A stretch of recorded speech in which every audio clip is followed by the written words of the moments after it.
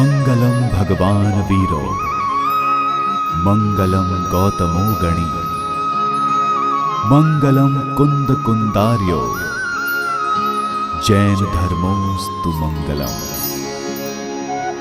सर्व मंगल मांगल्यम सर्व कल्याण कारकम प्रधानम सर्व धर्माणां जैनम जयतु शासनम।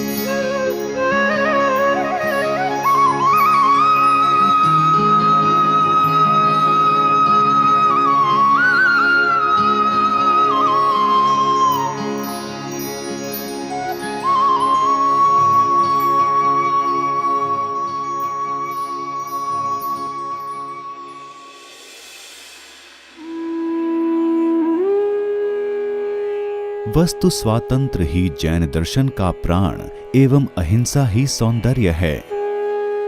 वीतरागी अहिंसा, अनेकांतवाद एवं कण कण की स्वतंत्रता जैसे सिद्धांतों के सूत्रधार जैन धर्म की कल्याणकारी शिक्षाओं का प्रचार प्रसार करने वाले इस कल्प काल में भगवान ऋषभ से महावीर स्वामी तक 24 तीर्थंकरों ने भारतवर्ष की वसुंधरा को पावन किया है और अपने ज्ञान के अथाह भंडार से प्राणी मात्र को धन्य किया है।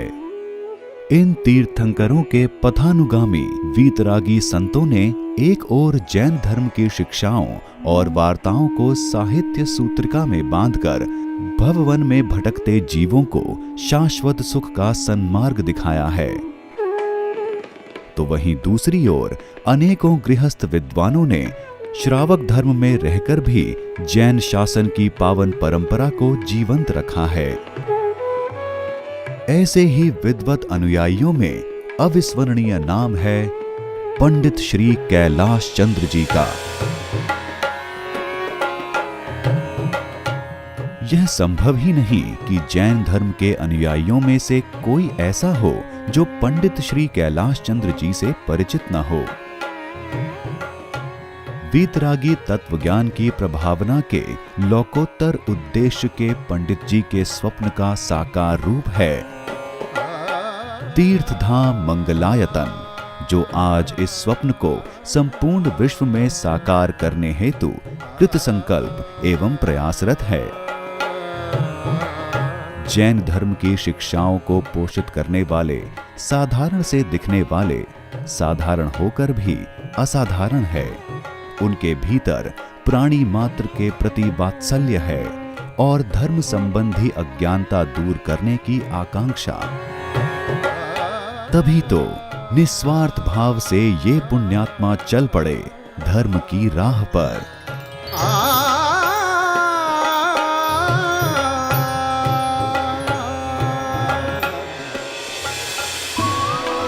वर्तमान से भूतकाल में 99 साल पीछे लौटें तो मेरठ जिले के टीकरी ग्राम में पंडित जी ने जन्म लिया।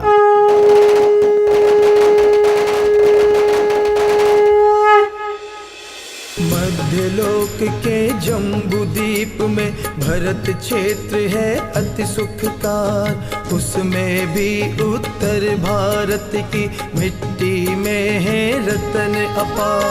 गाँव टीकरी एक छोटा सा हो,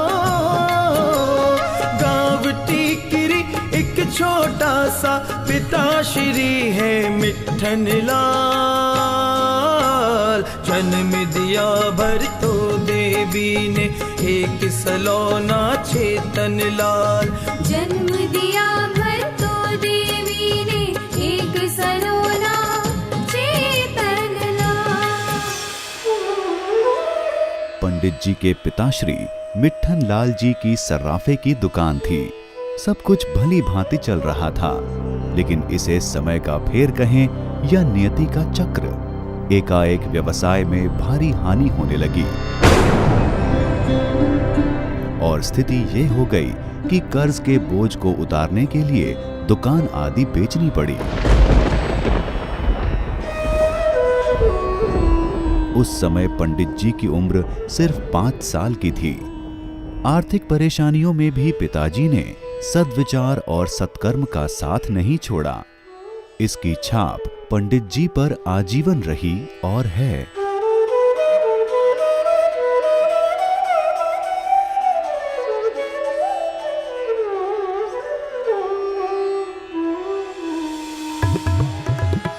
एक बार मिट्ठन लाल जी के यहाँ श्री भागीरथ वर्णी जैसे त्यागी गण पधारे हुए थे। ठीक उसी समय श्री गंगा प्रसाद जी एवं ब्रह्मचारी मूलचंद जी के परामर्श को शिरोधार्य करते हुए पंडित जी के पिता ने उन्हें मथुरा 84 में संचालित विद्यालय में अध्ययन करने भेज दिया। उस समय उनकी आयु सिर्फ 6 साल थी। समय चक्र चलता रहा और फिर पिता मिट्ठन लाल जी ने अपनी बड़ी बेटी का विवाह संपन्न कराया। पैसे की तंगी के चलते पंडित जी परिवार की खुशियों में नहीं आ पाए। 3 वर्ष तक पंडित जी यहीं मथुरा 84 में अध्ययन करते रहे।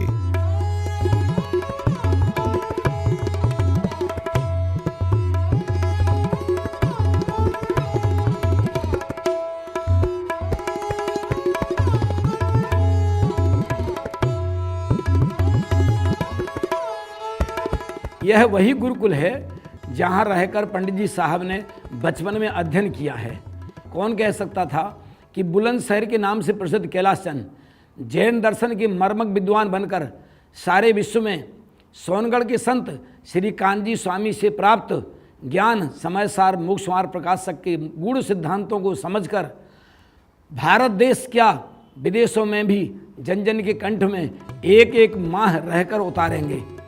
कुछ समय बाद पंडित जी के बड़े भाई का मथुरा आना हुआ और वह लौटते समय उन्हें अपने साथ ले गए। पिताजी की इच्छा थी कि कैलाश चंद्र जी दोबारा मथुरा जाकर अधूरी शिक्षा पूरी करें, किंतु उन्होंने स्पष्ट रूप से मना कर दिया कि वो मथुरा नहीं जाएंगे। नाम रखा कैलाश चंद्र मानो कैलाश हिमालय हो, हरे हिमालय चरणों की रज तुम तो एक सिद्धालय हो। पूर्व संस्कारों ने ही कुछ हो, पूर्व संस्कारों ने ही कुछ अद्भुत छवि दिखलाई है। मथुरा 84 में आपने धार्मिक शिक्षा पाई है। मथुरा 84 में आपने धार्मिक शिक्षा पाई है। और फिर आगे की शिक्षा के लिए सहारनपुर के जम्बू विद्यालय में भेज दिया गया।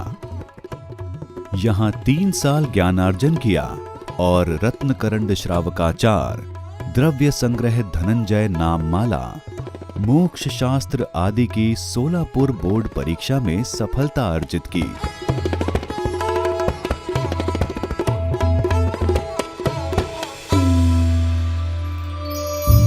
विद्या विनय से आती है और जैसे छोटा तिनका धीरे धीरे बहता हुआ समुद्र में जा मिलता है, वैसे ही विद्या बड़े बड़े राजा महाराजा, गुरुजन और साक्षात श्री जिनेंद्र से साक्षात्कार कराती है।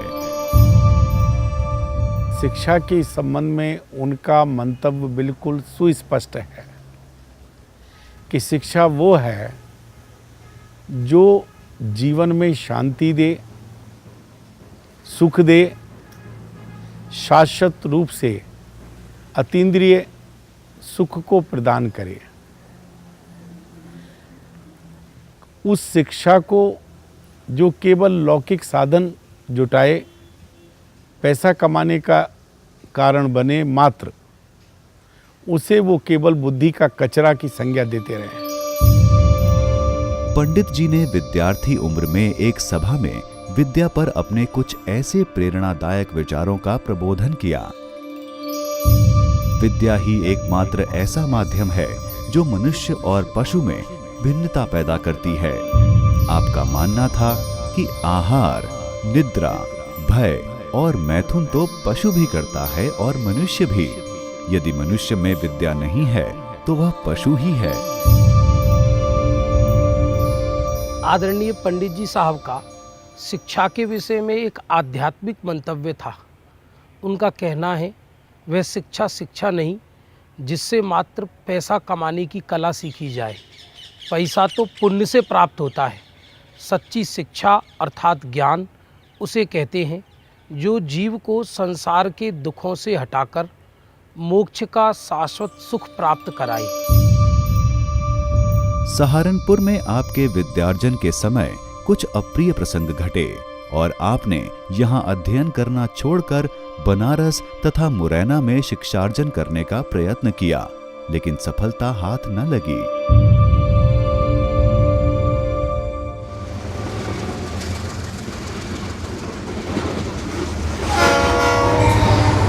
विद्यार्जन के प्रयास में मिली असफलता के बाद पंडित कैलाश चंद्र जी लाहौर पहुंच गए और अपना स्वतंत्र व्यवसाय प्रारंभ किया, जिसमें सफलता भी अर्जित की। यहां रहते हुए व्यवसाय के साथ शिक्षा भी जारी रखी।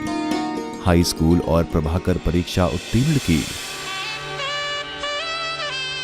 पंडित जी कैलाश चंद्र जी का विवाह 19 वर्ष की आयु में विमला देवी के साथ संपन्न करा दिया गया।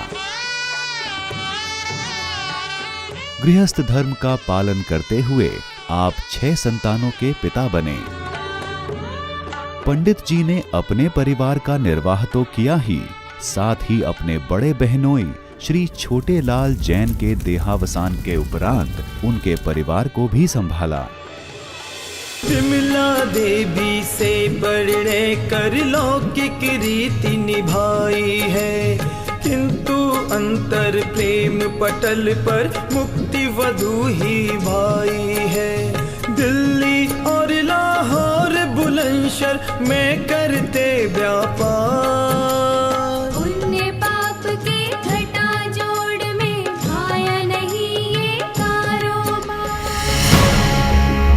इन्हीं दिनों स्वतंत्रता संग्राम तेजी पर था और फिर इस संग्राम के बाद भारत को स्वतंत्रता तो मिली, किंतु साथ ही देश के विभाजन का दर्द भी झेलना पड़ा। ऐसे में पंडित जी को अपनी कर्म भूमि लाहौर का परित्याग कर स्वदेश वापसी करनी पड़ी।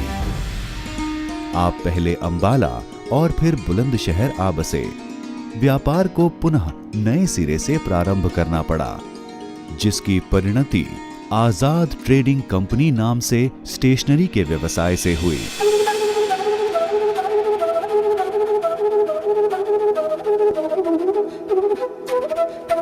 सन 1947 में पूज्य बाबा जी पंडित कैलाश चंद जी और पिताजी श्री शीतल प्रसाद जी जैन साहब पाकिस्तान से आए थे। कुछ दिन दिल्ली में रहे थे, उसके बाद फिर बुलंदशहर में आके यहाँ पर आजाद ट्रेडिंग कंपनी ने इस नाम से किताबों का और स्टेशनरी का काम शुरू किया था, जो आज तक लगातार उनके आशीर्वाद से और उनकी मेहनत से लगातार चल रहा है।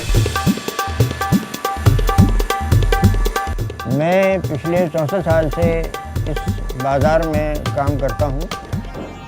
मुझे आज इस बात की बहुत ज़्यादा खुशी है कि श्री कैलाश चंद जैन की 100वां जन्मदिन मनाया जा रहा है। मैं उनकी उम्र की दराजी के लिए दुआ कर रहा हूँ और ये उम्मीद करता हूँ कि अभी वो और कम से कम 100 साल और ज़िंदा रहें, ये मेरी उनके लिए दुआ है।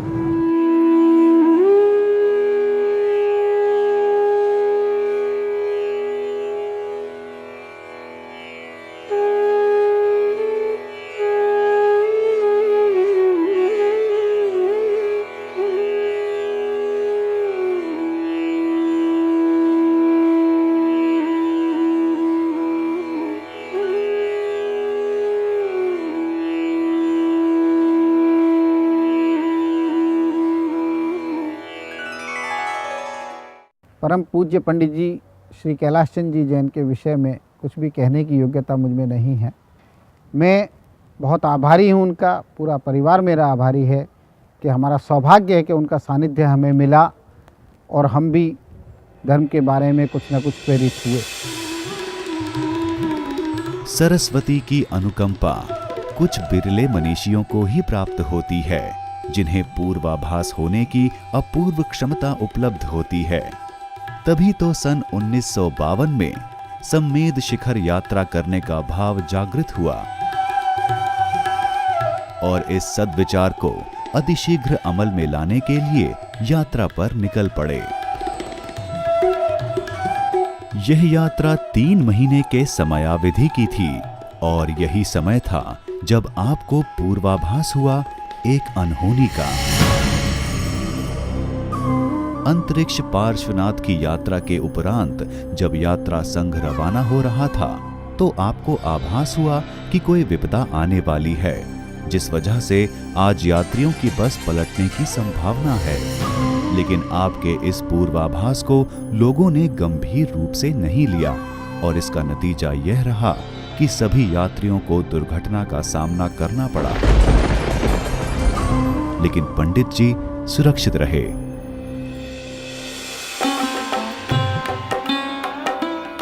यही वो यात्रा थी जो उन्हें उनके आराध्य के समीप ले गई और जिसने उनके जीवन में आमूल-चूल परिवर्तन कर दिया।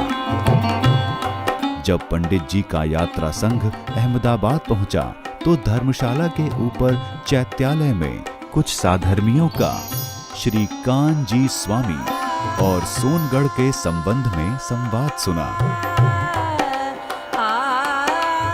उस समय पंडित जी को एक दिव्य पुंज का आभास हुआ और विचार आया कि अवश्य ही कानजी स्वामी महान संत हैं। उस समय उनको लगा मानो अंधेरे में भटकते जीव को प्रकाश का पुंज मिल गया हो। पंडित जी बिना विलंब किए सोनगढ़ पहुंचकर गुरुदेव श्री के प्रवचन में पहुंचे, लेकिन भाषा की भिन्नता की वजह से कुछ भी समझ न आया।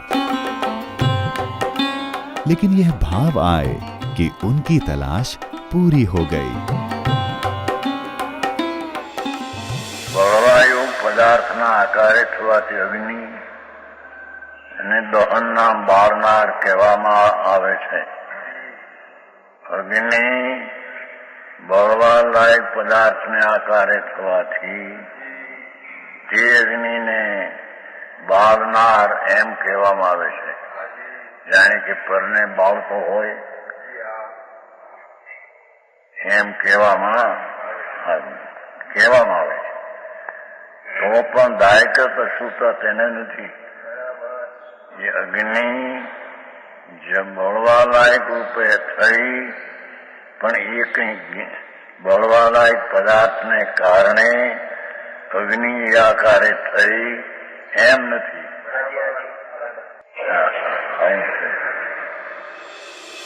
होनहार के प्रबल वेग से आप सोनगढ़ आए हैं। कहाँ गुरु के दर्शन से मानो निज दर्शन पाए हैं। कहाँ गुरु की दिव्य देशना हो, कहाँ गुरु की दिव्य देशना पीते रहते